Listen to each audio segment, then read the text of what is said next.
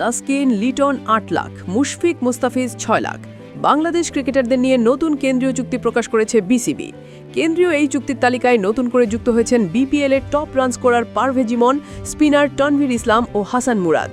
তবে কপাল পুড়েছে তাসকিন আহমেদের। নিজের এ+ ক্যাটাগরি থেকে নিচে নেমে এ গ্রেড ক্যাটাগরিতে স্থান হয়েছে তার। বিসিবির নতুন এই কেন্দ্রীয় চুক্তি কে আছে, কার মাসিক বেতন কত?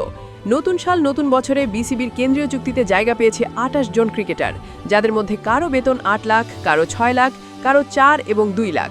এ+, এ, বি, সি, ডি মোট ৫ ক্যাটাগরিতে ক্রিকেটারদের ভাগ করে এই তালিকা প্রকাশিত হয়েছে। কেন্দ্রীয় চুক্তির এই তালিকার এই ক্যাটাগরিতে আছে নাজমুল হোসেন শান্ত, মেহেদী হাসান মিরাজ, লিটন কুমার দাস ও তাসকিন আহমেদ। এই ক্যাটাগরিতে থাকায় এদের সবার মাসিক বেতন ৮ লাখ টাকা। এখন এদের কারো যদি বাজে পারফর্ম থাকে তাহলেও সেই মাসে ৮ লাখ টাকা পাবেন, বিসিবি তাদের দিবে।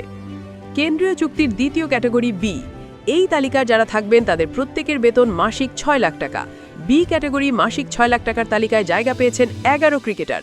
এই তালিকায় আছেন মিস্টার ডিপেন্ডেবল মুশফিকুর রহিম, টেস্টের auto choice Mominul Haque, Taijul Islam, cutter master Mustafizur Rahman, batter Towhid Hridoy, Shadman Islam, Tanzid Hasan Tamim, leg spinner Rishad Hossain, spinner Mehidy Hasan, pace বোলিংয়ে হাসান মাহমুদ ও নাহিদ রানা। এ এবং বির পর বিসিবির কেন্দ্রীয় চুক্তির ক্যাটাগরি সি। এই তালিকায় আছেন ব্যাটার সৌম্য সরকার, জাকের আলী অনিক, পেসার শরীফুল ইসলাম, তানজিম হাসান সাকিব, খালেদ আহমেদ এবং সবশেষে নাসুম আহমেদ।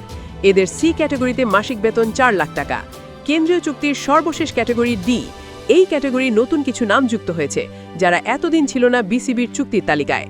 ক্যাটাগরি ডিতে নতুন করে যুক্ত হয়েছে পারভেজ হোসেন ইমন, তানভীর ইসলাম, নুরুল হাসান সোহান, সাইফ হাসান।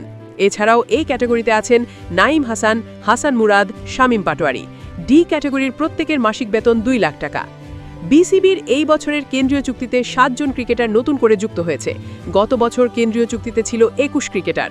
তবে দুঃখের বিষয়, কেন্দ্রীয় চুক্তির এ+ ক্যাটাগরিতে কোনো ক্রিকেটারের স্থান হয়নি। এ+ ক্যাটাগরিতে মাসিক বেতন ১০ লাখ টাকা। এ+ ক্যাটাগরিতে কোনো ক্রিকেটারের থাকতে হলে তাকে টেস্ট, ওয়ানডে, টি-20তে নিয়মিত খেলতে হবে। তবে এই মুহূর্তে বাংলাদেশের কোনো ক্রিকেটারই ৩টি ফরম্যাটে নিয়মিত খেলছে না, আর এজন্য নতুন চুক্তির ২৮ জনের মধ্যে কারো জায়গা হয়নি এ+ গ্রেডে।